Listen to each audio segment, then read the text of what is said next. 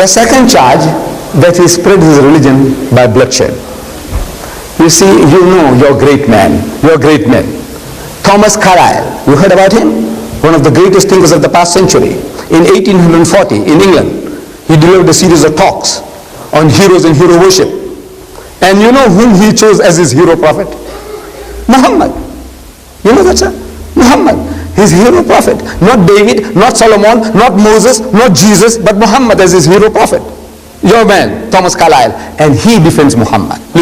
When I listen to him, after all, look, who was bribing him to say the things that he was saying? I want you to tell me. He said, look, some Arabs bribed him in 1840 here in England.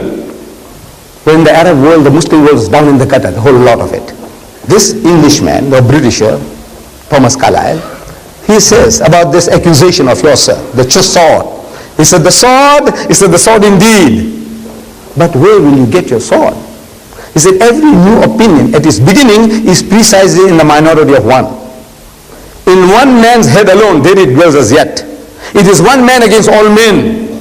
That he take a sword and try to propagate with that will do little for him. He said, first you must get your sword. Where do you get your sword? Where do you get your sword from? By force? One man against all men, the whole nation? Whatever he preached, it was going against the grain of the nation. They were not like politicians. Muhammad was not a politician. The politician was giving you what you want. Churchill was offering you what you wanted. You wanted to save your country from the Germans. He said, look, you listen to me and I will see that Germany doesn't conquer this country. Hitler told his people, you listen to me and I will give you Lebensraum, elbow room, that will rule this Europe and the world for 1,000 years. Muhammad is going against the grain of the whole nation. A nation of drunkards. They want to drink, he says no drink. They want to gamble, he says no gambling.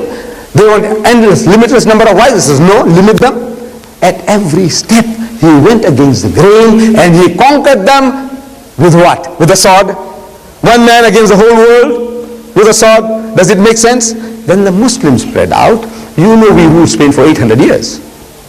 If 800 years the Muslims ruled any type of force, even economic force, we wouldn't have been thrown out of Spain. 800 years.